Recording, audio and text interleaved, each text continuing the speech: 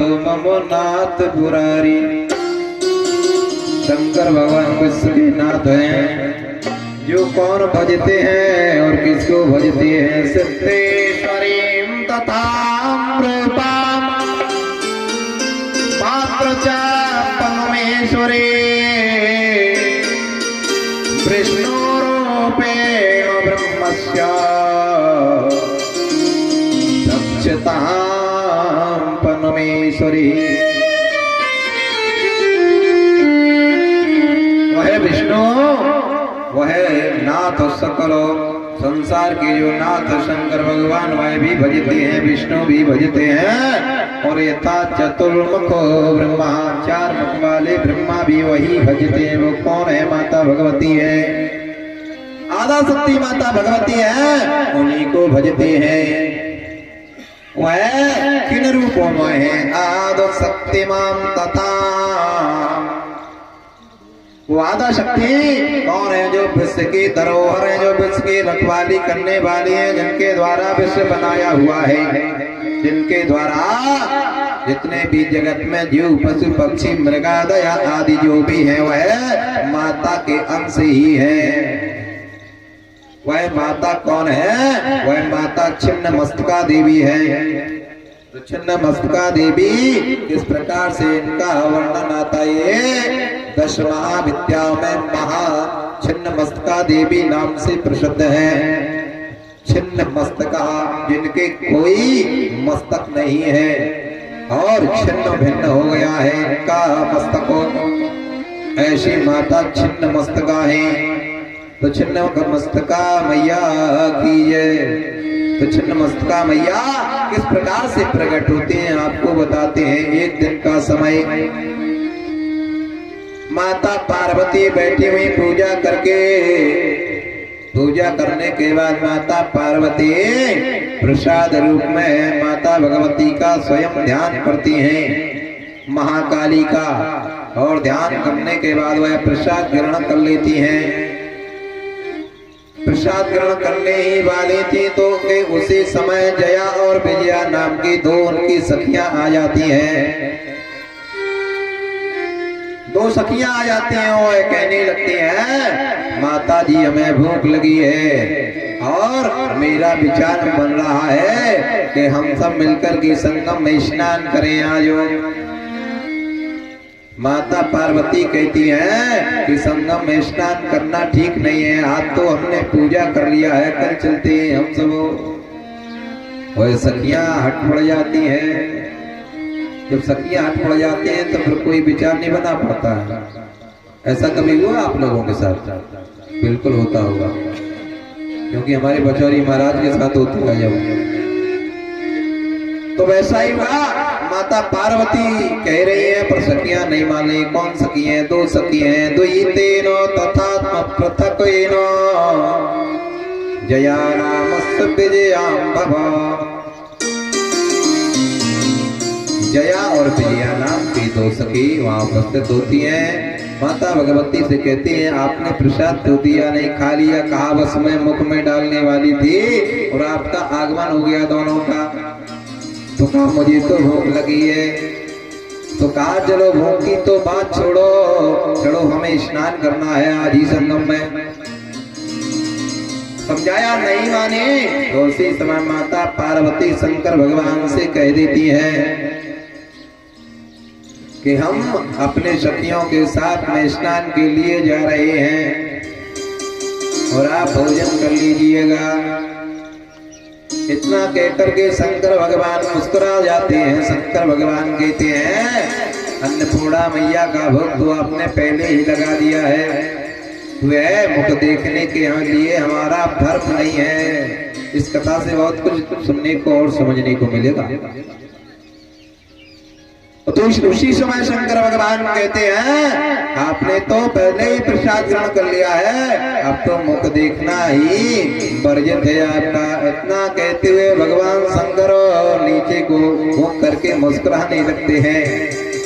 उसी समय जया भैया बाहर से आवाज लगाती है, माता हम सब चलते हैं साथ में, बस आज संगम नहा करके ही रहेंगे। संगम के मेले में पहुंच जाती हैं माता पार्वती, जया और विजया। दोनों सखियां तीन हो जाते हैं, माता भी साथ में। तो बताया गया है, तभी से यह बात चली है कि तीन तगाड़ा और काम बिगाड़ा। इसीलिए बताते हैं बुंदेलखंड में, बुंदेलखंड की जितनी कहावतें हैं बिल्कुल सत्य हैं, कहीं ना कहीं कोई प्रसंग से मिलती जुलती हैं। एक लोग कहते थे आप बहुत बड़े गामा हो पंडित जी। एक पंडित जी से बोले, हमारे पंडित जी तंगड़े थे तो मैं नहीं जानता था गामा क्या होता। फिर एक बुजुर्ग हमें मिले हुए कहने लगे, मैंने कहा आपके यहाँ गामा शब्द बहुत चलता है, जब भी कोई लड़ाई हो जाती है तो यही शब्द उच्चारण क्यों होता है आपके यहाँ? तो वो कहने लगे, पंडित जी एक गामा पहलवान थे, बहुत बड़े पहलवान हुए, इसलिए वो आज तक कुश्ती ही नहीं हारे जब तक वो लड़े।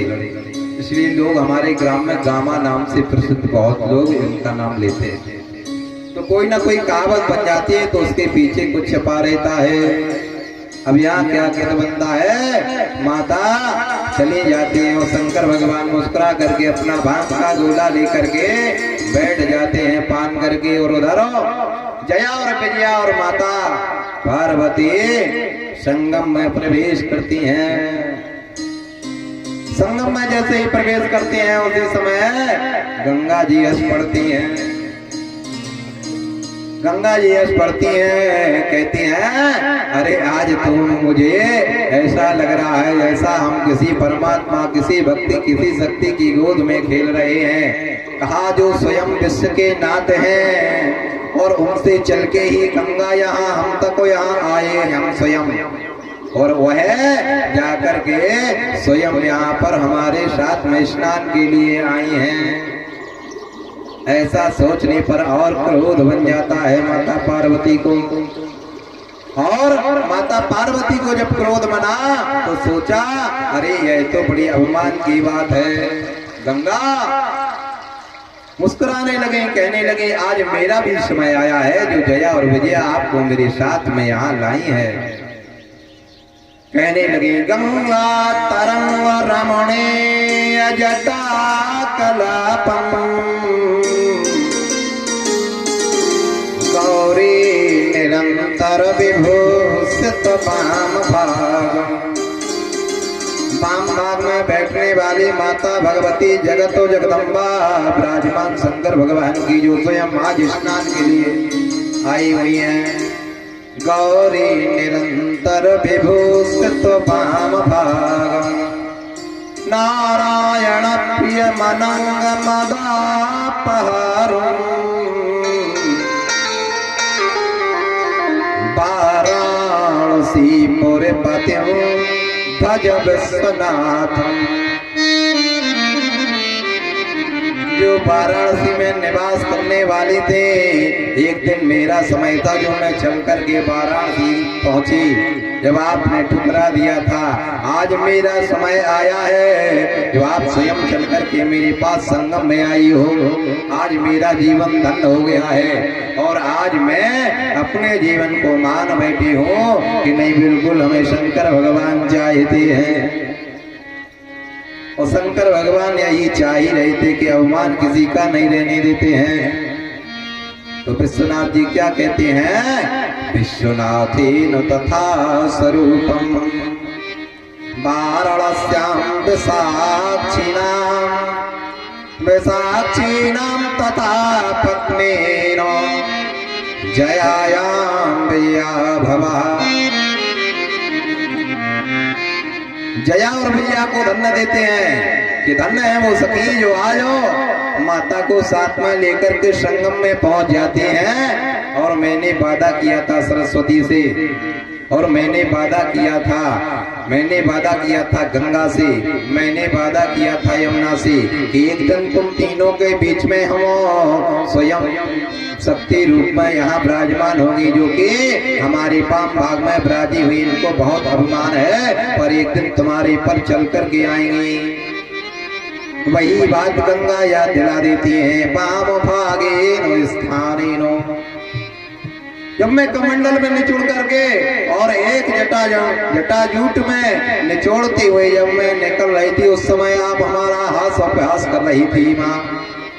और आज मैं धन्य हो गई जो आप हो, मेरे तीनों बहनों के बीच में आप भी उपस्थित हो और आपकी सखियां भी मेरे साथ में यहाँ आपस में किलकारी बन रही है। इतना सुनकर के तुरंत बाहर निकलती हैं क्रोध में। क्रोधाग्नि तथात्मानां जयायां विजयां भवा। जैसे ही क्रोध से निकलना चाहती है उसी समय जया खींच लेती हैं अंदर की ओर धार में। विजया स्पर्श रूप पे पैर को पकड़ लेती हैं कि माता और नहा लेते हैं और नहा लेते हैं।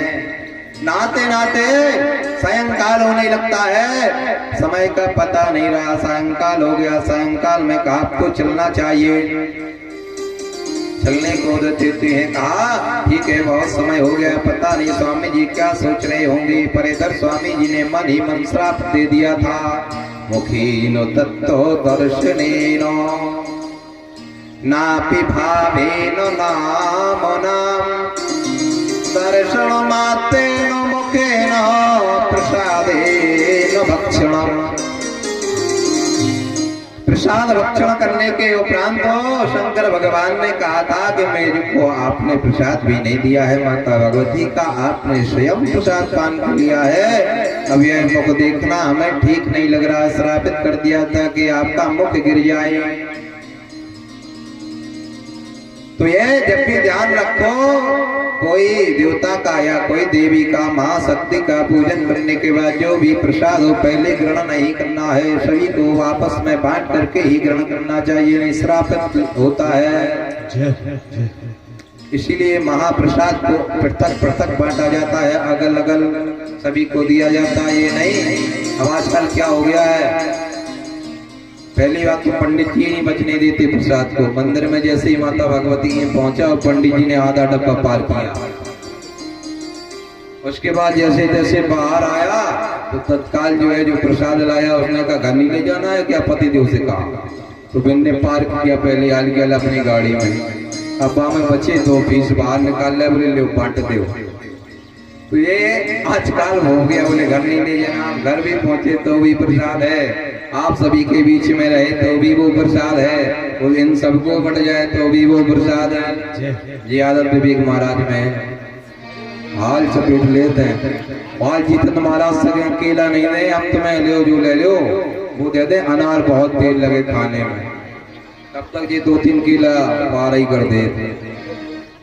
और पचौरी महाराज की तो ऐसी आदत है, बहुत बड़े इनके खलीता है, सीधे मूंगफली। अब यज्ञ में तो एक दिन मूंगफली निकली जिनकी, जब सदरी गिर गई। हमने कहा जी कहाँ से भैया, अरे कल परिक्रमा लग रही थी महाराज, उठा लाई हमने, तो खा ही लेते, कई नातियां को गए थे, जो संपत्ति है एक उस सदेश्वरी मैया। मानो तो गंगा माहूं, मानो तो गंगा माहूं, ना मानो तो बहता पानी। तो गंगा माहूं, ना मानो तो बहता पानी। तो गंगा माहूं, ना मानो तो बहता पानी। स्वर्ग की धरती को, स्वर्ग की धरती को, मैं उसकी अमर कहानी। तो गंगा तो बहता पानी, तो गंगा तो बहता पानी।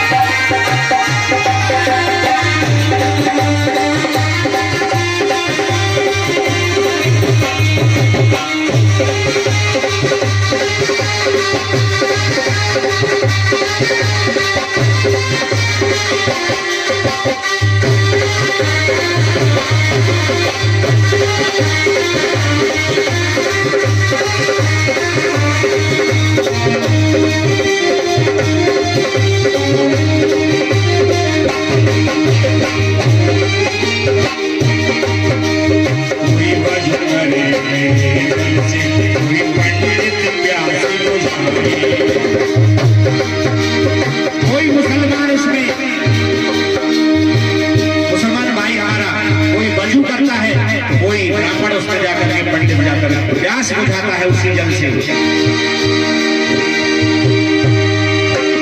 बन करे मेरे जल से, कोई पंडित प्यास बुझाए। कोई बन करे मेरे जल से, कोई पंडित प्यास बुझाए। कोई पहुंची चमड़ा को धोए, कोई पहुंची चमड़ा को धोए। कोई सूरज नहलाए, उसमें कोई मोची जाकर के अपने चमड़े को धोता है और कोई उसी जल से सूरज भगवान को भी अर्घ देता है। कोई मोची चमड़ा को धोए, कोई सूरज नहलाए। कोई मोची चमड़ा को धोए, कोई सूरज नहलाए। जाति धर्म के झगड़े, जाति धर्म के झगड़े, इंसान के नादानी।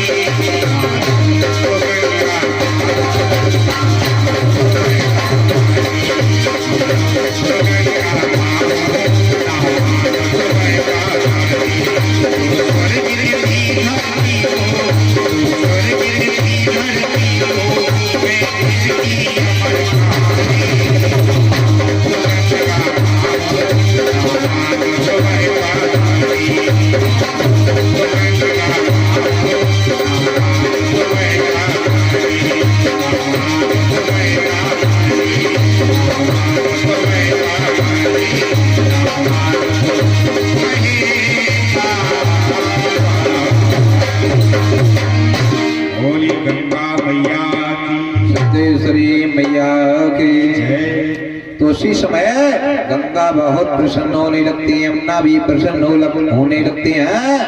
और यहाँ तक ये बताया है कि सरस्वती लुप्त हो गई थी, जो वो पुनः प्रकट हो जाती हैं। और तीनों देवियां हाथ जोड़ करके कहती हैं, माता मैं धन्य हो गया, आपका यहाँ पैर पड़ गया संगम में। और मैं अपने आप को बहुत धन्य मान रहा हूँ। ऐसा कहते ही आकाश से पुष्पों की वर्षा होने लगती है। आकाश से पुष्पों की वर्षा होने लगती है। उसी समय जया खड़ी हुई वहीं पर, विजया खड़ी हुई, माता भगवती पार्वती वहीं पर खड़ी हुई, सरस्वती वहीं पर खड़ी हुई, गंगा वहीं पर खड़ी हुई और यमुना वहीं पर खड़ी हुई। सब महाशक्ति वहीं पर खड़ी हुई देख रही है, पुष्प वृष्टि हो रही है। उसी समय जाकर के गंगा मैया चरणों में प्रणाम करती हैं। जैसे ही प्रणाम करती है उसी समय देखते देखते महाभगवती वहां से एक रूप में आ जाती हैं और स्वरूप को देख करके सभी देवियां उस तरफ मुड़ जाती हैं कि छन छन की आवाज कहाँ से आ रही है, तो वह कौन है, वह कौन है। और रूप थोड़ा सा दिखाई दे रहा है और छन छन की आवाज होती चली जा रही है, छन छन की आवाज होती चली जा रही है। कौन है, पेंदे रत जड़े। श्लोक हम बोलेंगे आप समझ जाएंगे वो कौन है। वही श्लोक का अर्थ होता है जो स्पष्ट रूप में शब्द दे दिया जाए। पेंदे रत जड़े पेयंगलो भरे, हीरे जड़े धोके धोके, मोती अंबर देवरा कलवले, तेजा सोने कड़ा, कंठे चंद्र जहार शार कलवले, मालावले नौतनी, आवीणे वरणे करो विनते, लक्ष्मी करो विमंगलम।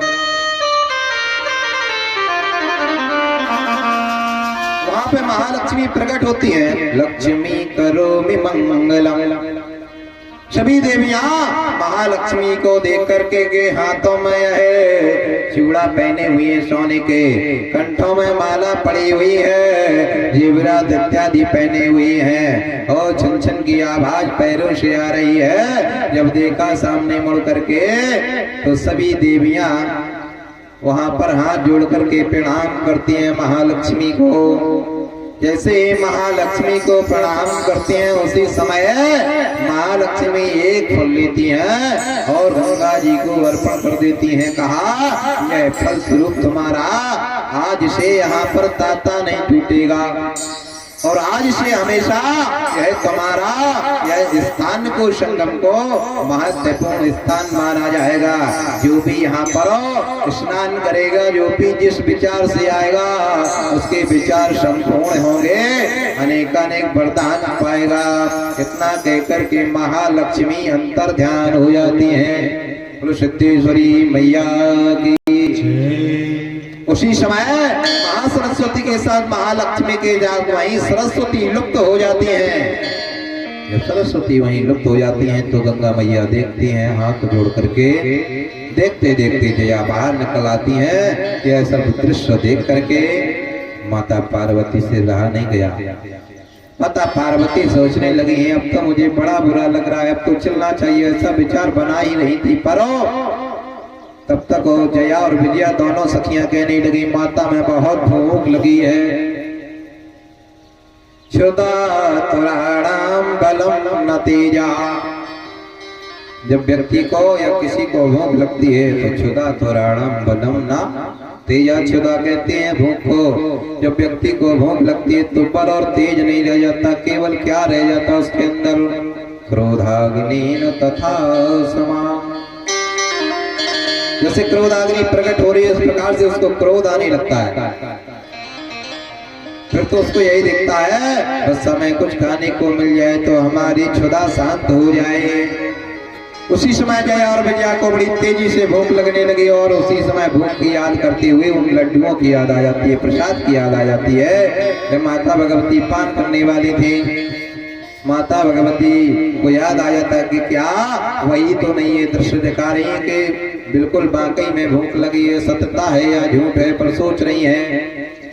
दोबारा कहा माता मुझे भूख लगी है। माता जी ने कहा चलो आगे चल के कोई फल देखते हैं। उस समय कोई फल नहीं दिखाई दिए। उसी समय माता भगवती से फिर कहा, माता मुझे भूख लगी है बहुत तेजी से, अब नहीं रहा जा रहा। उसी समय माता पार्वती क्रोध में आ जाती हैं और माता पार्वती क्रोध में आकर के अपने छिन्न केन तथा स्पर्शेन मात्रेण जयाम्बिका विजयायां तथात्मरक्तेन छिन्नमस्तकां स्पर्शितः। क्रोध में आकर के अपने एक चिंगल का नाखून से स्पर्श करती हैं और सिर को भेदन कर देती हैं माता पार्वती अपने। और सिर को भेदन करने के बाद माता पार्वती वह मुख को अपने हाथ में ले लेती हैं, अपना स्वयं का मुख अपने हाथ में ले लेती हैं और उससे रक्त निकलता है। 3 नदियां निकलती हैं, 3 धाराएं निकलने लगती हैं नदियों की तरह रक्त की। एक जया पान करने लगती है। उसी समय कहा, अब भूख को मिटा लीजिए, शब्द निकला। उसी समय एक जया पान करने लगती है रक्त की धारा, दूसरी विजया पान करने लगती है रक्त की धारा, तीसरी धारा स्वयं पार्वती वहां पर क्रोधाग्नि के कारण तीनों पान करने लगती है रक्त की धारा को। उन्हीं का नाम सिर कटने से छिन्न मस्तका रखा गया देवी। जब छिन्न मस्तका का जब रूप देखा शंकर भगवान को जब पता चला, शंकर भगवान तत्काल लौट आते हैं। शंकर भगवान कहते हैं, मैंने तो उसी दिन ग्रहण कर लिया था जिस दिन प्रसाद ग्रहण किया था। पति को छोड़ करके जो प्रसाद ग्रहण स्त्री करती है उसको अगले जन्म में शूकर का जन्म लेना पड़ता है। सूकर इत्यादि बन करके उसको अपना जीवन बिताना पड़ता है या उसका मुख गिर जाता है, ऐसा बताया गया है। तो ऐसा कभी नहीं करना चाहिए। वैसे प्रसाद के लिए तो और भी बताया, हमेशा सभी के साथ ग्रहण करना चाहिए, सभी को दे करके। पर बताया विशेष रूप से कि पति के लिए प्रसाद और स्वीकार करते हुए वह जैसा आदेश मिले वैसा ही करना चाहिए। जब यह हो जाता है उसी समय माता छिन्न मस्तका वहीं स्थापित हो जाती हैं जहाँ पर रक्त बह रहा था। रक्त बहते बहते वहीं पर जया स्थापित हो जाती है, विजया स्थापित हो जाती हैं। वहीं पर शरीर प्राणांत हो जाता है, उससे एक मूर्ति स्थापित हो जाती है, वही छिन्न मस्तका के नाम से पूजने लगती है। बोलो छिन्न मस्तका मैया की जय। और छिन्न मस्तका देवी 3 रूपों में बताई गई हैं। और छिन्नमस्तका देवी के जो एक बार साष्टांग प्रणाम कर लेता है उसको हमेशा हमेशा के लिए दुख दरिद्र दूर हो जाते हैं। छिन्नमस्तका का दरबार सप्तमी से और नवमी के दिन ही खुलता है नवरात्र में। और जहाँ जहाँ भी छिन्नमस्तका के स्थान है वह 10 महाविद्याओं में आती हैं, तंत्र विद्याओं के लिए बहुत फलदायी होती हैं, ऐसा बताया है। और दूसरे अंश से माता भगवती स्वयं विराजमान होती हुई शंकर भगवान के चरणों में पहुंच जाती हैं। बोलो सिद्धेश्वरी मैया। आदि शक्ति माँ देव भवानी, आदि शक्ति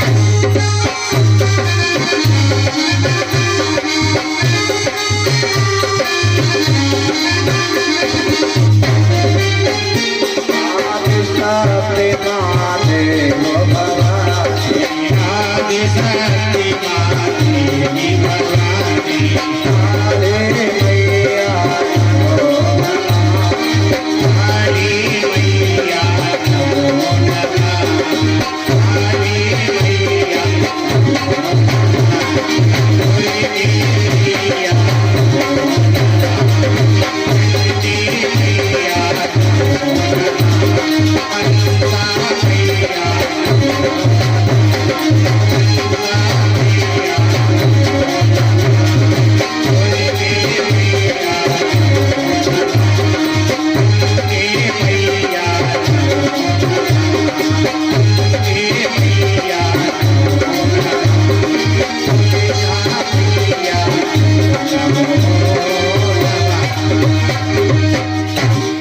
सिद्धेश्वरी मैया की। इस प्रकार से वह मुख गिर गया। वह मुख गिरने से माता छिन्नमस्तिका के नाम से छिन्नमस्तिका देवी प्रसिद्ध हुई। इस प्रकार से माता भगवती के अनेकानेक नाम बताए गए हैं। बोलो सिद्धेश्वरी मैया की। तो जब भी प्रसाद की आपने गति सुनी है, ये नहीं कि भोग लगाया और प्रसाद ग्रहण किया, तो शंकर भगवान ने कह दिया था यह मुख गिर जाए, इसलिए जब भी प्रसाद मिले महाराज बांटते रहो, नहीं पाप लगता है। समझे पचौरी महाराज, प्रसाद मिले और बांटते रहो और खिलाते रहो हम लोगों को। बोलो सिद्धेश्वरी मैया की। अब चलते हैं राजा प्रत्येक के चरित्र की ओर। अनेक अनेक राजा हुए पर राजा प्रतीक जैसा राजा नहीं हुआ। इतनी भक्ति शक्ति करते थे राजा प्रतीक को। माता भगवती के चरणों में आघात प्रेम रखने वाले कैसे हैं राजा प्रतीक को। राजा प्रतीक कैसे हैं। सूर्य पूज्यताम तथाम देवे पूज्यताम परमेश्वरी सत्सुरायाम वंशेन कुलदेवी में पूज्यता।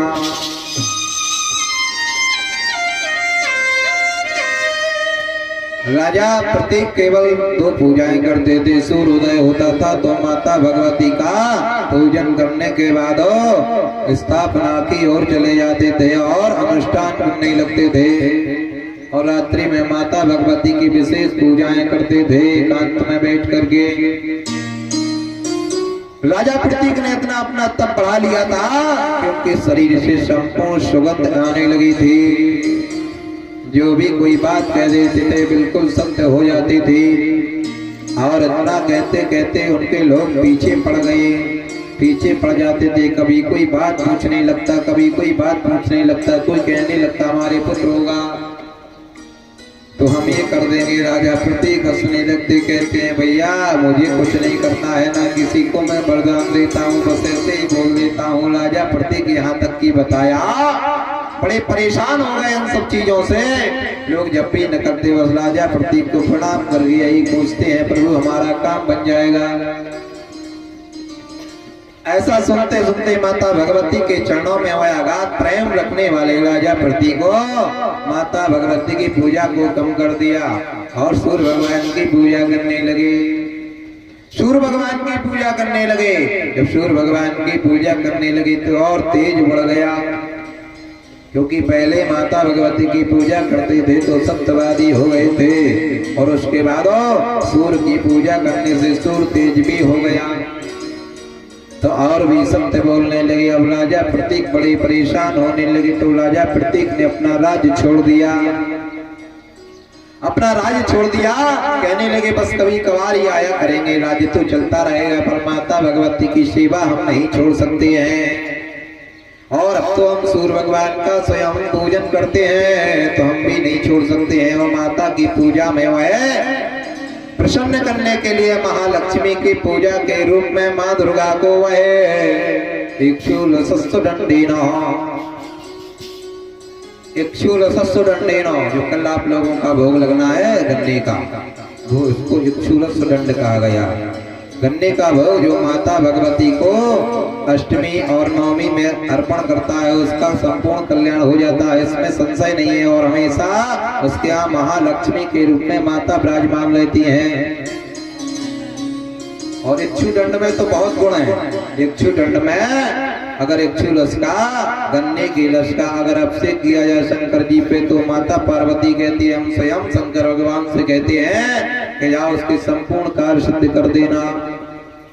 और इक्षु रस में और भी गुण है। इक्षु रस को लेकर के अगर आप माता भगवती का महान अभिषेक करते हैं तो संपूर्ण माता भगवती आपको प्रसन्नता में रखती हैं।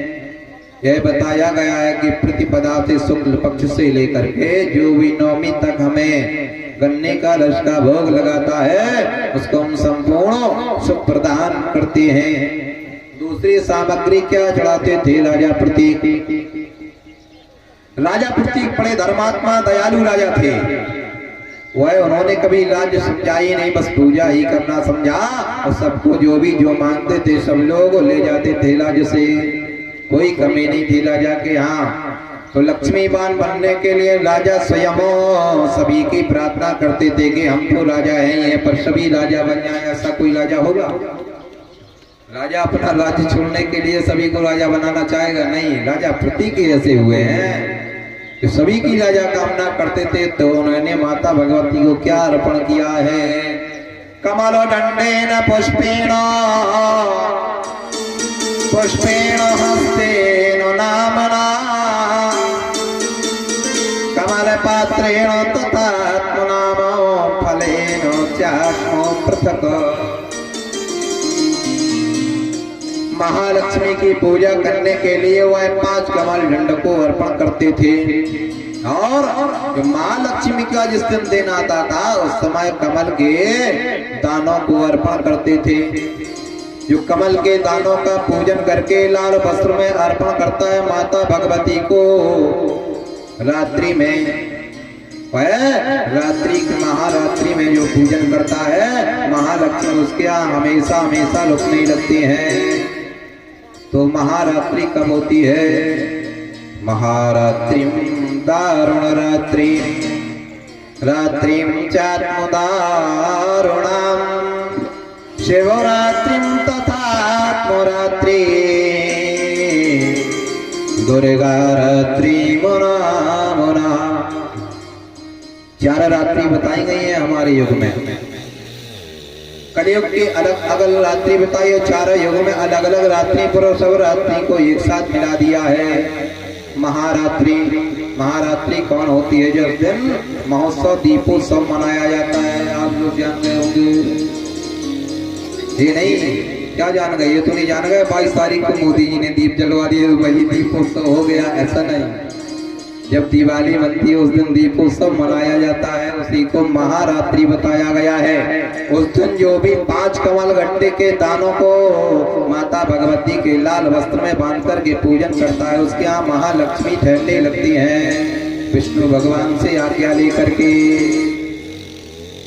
और बताया गया है राजा प्रतीक ऐसा ही करने लगे, 4 रात्रियों में पूजन करते थे। महारात्रि दारुण रात्रि, दारुण रात्रि में जो माता भगवती का ध्यान करता है और ध्यान करने के बाद जो माता भगवती का इक्षु दंड उस अग्नि में छोड़ता है, संपूर्ण माता भगवती उसको दरिद्रता से दूर कर देती हैं। दारुण रात्रि क्या होती है बताओ? एक हमने बता दी, आप लोग बताओ ऐसे 4 हो जाए। एक पचौरी महाराज बता दें तो 4 हो जाएंगे। महारात्रि हमने बता दिया। एक हम बता दें जो सरल सी है, 4 नंबर में दारुण रात्रि आप लोग बता दीजिए। इसीलिए तो कहते हैं कभी कभी जो है देवी भागवत भी आप लोग कराया करो सभी लोग। देवी भागवत जब ज्यादा होने लगेंगे तो सभी लोग जानने लगेंगे दारुण रात्रि क्या होती है। आने वाली है बस दारुण रात्रि 10-20 दिन बाद, समझ जाओ। होलिका दहन को दारुण रात्रि कहते हैं। उस दिन दारुण रात्रि के दिन जब होलिका जलाई जाती है, किसी को अगर रोग इत्यादि हो तो इक्षु दंड को अपने ऊपर 7 बार घुमा करके होलिका में छोड़ दिया जाता है। वह दारुण रात्रि को कहते हैं। तो माता भगवती उसके यहाँ से लोग समाप्त करने लगती हैं। ये दारुण रात्रि बताई गई है। महारात्रि दारुण रात्रि, 2 रात्रि हो गई है और तीसरी रात्रि और आप लोग बता दें, चौथी हम बता देंगे। थोड़ी सरल है इसलिए भैया, सरल ही है, हम सरल ही बोलते हैं। तीसरी नवरात्रि, तीसरी है नवरात्रि। इन 9 दिन की रात्रि मिलाकर के नवमी के दिन एक रात्रि मानी गई है। और चौथी जो आप लोग की रात्रि अभी निकल गई है बस कुछ दिन पहले, महाशिवरात्रि। महाशिवरात्रि के जो रात्रि काल में महारुद्रा अभिषेक माता भगवती को बैठा करके करता, माता पार्वती को बैठा करके करता शंकर भगवान की याचना। शंकर भगवान कहते हैं उस दिन हम रात्रि भर रहते हैं उसके पास हो, तो संपूर्णता के साथ दुख दर्द नाश सब दूर कर देते हैं जो हमें क्षुरस चढ़ाता है। ऐसा राजा प्रतीक कोई किया करते थे और महाभगवती की विशेष पूजा किया करते थे। रात्रिणाम तथा स्वरूपम जीवेन चात्मसेत्यतो सत्यार्थम तथा स्वरूपम दारुण रात्रेण सिद्धतो। सुन लिया आपने ध्यान से? नहीं ऐसा सुन लो, आदि सुनो आदि ना सुनो। कल कोई हमसे कह रहा था महाराज आपने जो है ब्राह्मणों के लिए बताया है, पर आधी कथा सुनी थी उन्होंने, तो मैंने कहा पूरी आपने नहीं सुनी है इसलिए आपको इतना ही याद आया है। तो इसलिए पूरी कथा सुनने का भेद अलग होता है। अब आपने 2 रात्रि सुननी, अब जैसे आप लोग सुनने की दारुण रात्रि महाराज ने बताया भोग लगाओ।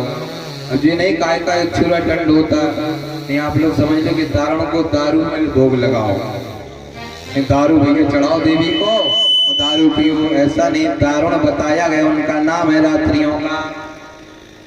हमारे राजा सुरानंद जी यही कहा करते थे कि अल्प संकेन तथा ज्ञानम अल्प बुद्धिहीन स्वचा। जो अधूरा ज्ञान रखता है वह अंधकार का कारण बनता है, वह अंधकार का कारण मृत्यु का कारण बनता है। पुरुषोत्तेश्वरी मैया की जय। एक भजन कर लेते हैं, उसके बाद राजा प्रतीक की कहानी को संपूर्ण करते हैं। वन बीच बसाई हो, वन बीच बसाई हो, बोले बाबा वन बीच बसाई हो, बोले बाबा बसाई हो, बोले बाबा बोले बाबा वन बीच बसाई हो, बोले बाबा